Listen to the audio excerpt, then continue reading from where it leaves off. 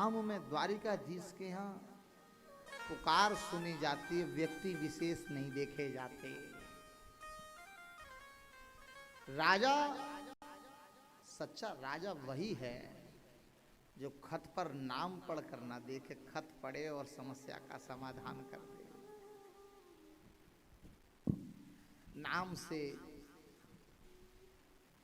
अरे ये साधारण है, वो असाधारण है, ये भाव आता है। लेकिन द्वारिकाधीश के यहाँ पर ऐसा भाव नहीं है। ये पावन द्वारिका की भूमि, कौन जन्म, मैं सच्ची बात कहूँ, मेरे भाव रात में जब लेटा था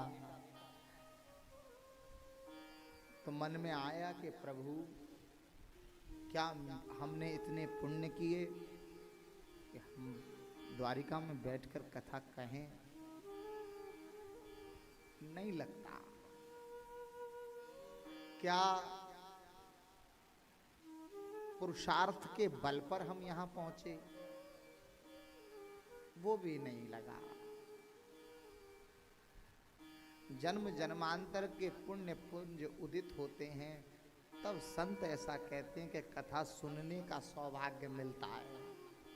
और इस दास को कहने का सौभाग्य मिला है, तो मैं ये मानता हूं कि पुण्यों के बल पर सुनाने का सौभाग्य नहीं मिलता। सुनने का तो मिल जाता है, सुनना तो मिल जाता है पुण्य के बल पर, लेकिन कहने का सौभाग्य तो कृपा के बल पर मिलता है। इसीलिए सुखदेव जी ने व्यासों की भूरी भूरी प्रशंसा की है। संसार के लोग क्या कहें मुझे नहीं पता, खबर नहीं, लेकिन मुझे इतना पता है कि आज ये जो व्यासपीठ की परंपरा, भगवान व्यास की परंपरा है, इस पर बैठकर विशुद्ध भागवत कहने वाले, भगवान की भक्ति से ओतप्रोत कहने वाले संत, कथा व्यास, विप्र जब तक इस पृथ्वी पर हैं, तब तक भगवान उनके रूप में ही भक्तों की बागडोर संभालते रहेंगे। यही भाव है। सच्ची बात कहूं, लोग ऐसा हो रहा है, अब वो हो रहा है, दुनिया में ऐसा चल रहा है, व्यवसाय हो गया। क्या नहीं है व्यवसाय? लेकिन यहां बैठकर 8 दिन तक तुम्हें केवल अमृत परोसा जाएगा। एक छोटी सी बीमारी लग जाए, वैद्य 2 मिनट में बिल बनाकर भेज देता है और व्यक्ति जमीन बेचकर भी देता है।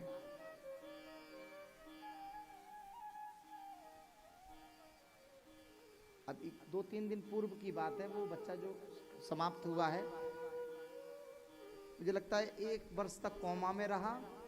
पिता की लगभग मुझे कुछ नहीं तो 70 बीघा जमीन के आसपास उस पर लग गई, मतलब बेच दी पिता ने। कोमा में चला गया, एक मोटरसाइकिल से एक्सीडेंट हुआ और तब तक रहा जब तक संपूर्ण भूमि नहीं बिक गई। और बिकने के बाद अभी 2-4 दिन पहले उसने शरीर पूरा कर दिया, सब संपदा उस पर लग गई। सच्ची बात तो वो संपदा ही नहीं है, वो संपदा नहीं है जिसको आप अपने गिनती करते हो। सावरिया सेठ से समझो, भगवान उसको संपदा मानते हैं जो आप नाम लेते हो। जो भगवान का नाम लेते हो वो उनके यहाँ पर चढ़ता है खाते में। ये तो बैंक के अकाउंट और मैनेजर प्रबंधक देखते हैं, और वहाँ का प्रबंधन तो नाम से चलता है, नाम बैंक में लिखा जाता है। इसीलिए भगवान कहते हैं राम ना सकई नाम गुण गाई। गोस्वामी जी कहते हैं राम जी भी नाम की महिमा नहीं गा सकते। किसी को एक बार नाम कहने पर सब कुछ मिल जाता है, किसी को जन्म जन्म मुनि जतन कराई, अंत राम मुख आवत नाई। जन्म जन्म मुनि जतन कराही, अंत राम कहे आवत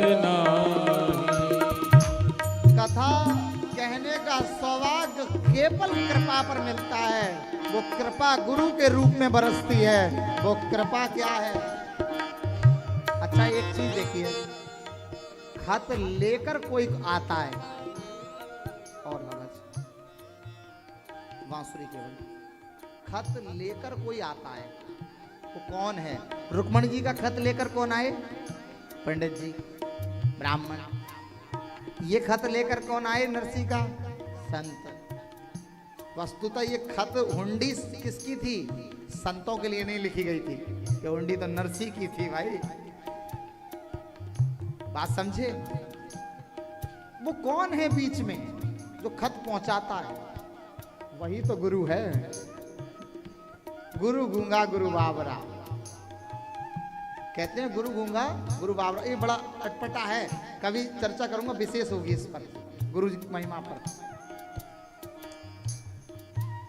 गुरु वही सावरिया से मिलाने वाला, बाह पकड़वाने वाला गुरु जो है ना, जब वो जीवन में भला आ जाता है, और गुरु भला ही होता है। शरीर में विकार हो सकते हैं, शरीर से गुरु ना समझना। गुरु एक तत्व है जो अंधकार से प्रकाश की ओर ले जाता है। इनके खत द्वारिकाधीश तक पहुंचाने वाले वही गुरु, उन्होंने क्या किया? विश्वास किया। खत उसको दिया जाता है जिस पर अनन्य विश्वास हो। किस पर? अनन्य विश्वास हो। संसार में धर्म मार्ग में केवल गुरु अनन्य विश्वास का पात्र है। जब उस पर अनन्य विश्वास कर कर गुरु के द्वारा दिया गया नाम, नाम ही तो खत है। नाम गोपनीय होता है और खत भी गोपनीय होता है। और उसी नाम को जब आश्रय लेकर राम कथा ताकर दृढ़ नावा, राम कथा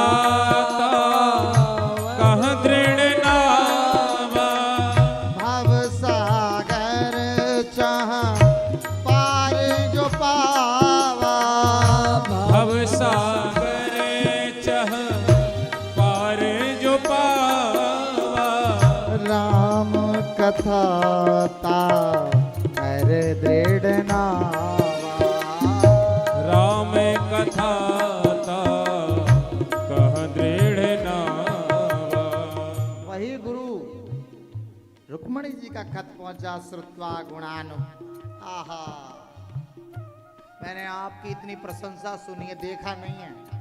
रुक्मणी जी ने ये नहीं लिखा कथ में कि हमने आपको देखा है। गुणानुवाद आपके केवल सुने हैं, और सुनने से आपकी हो गई। सुनाता कौन है? गुरु ही तो सुनाता है। भगवान की महिमा कौन सुनाएगा बताओ? गुरु सुनाता है।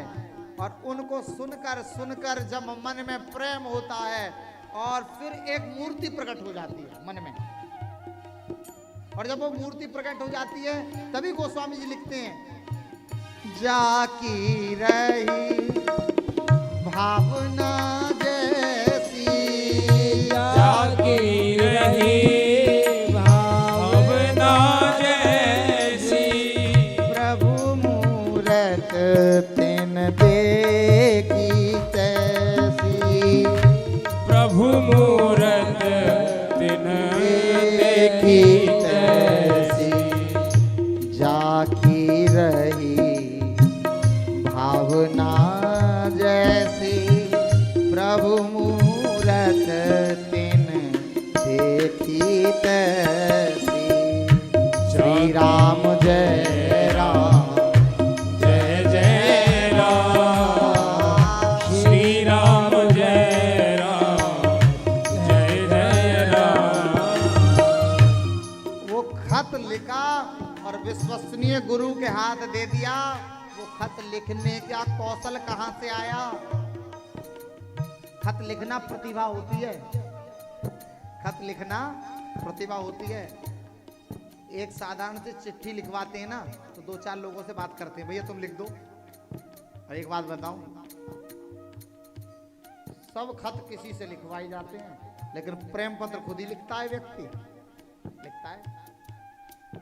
चाहे टूटी फूटी लेखनी से लिखे, लेकिन खुद लिखता है।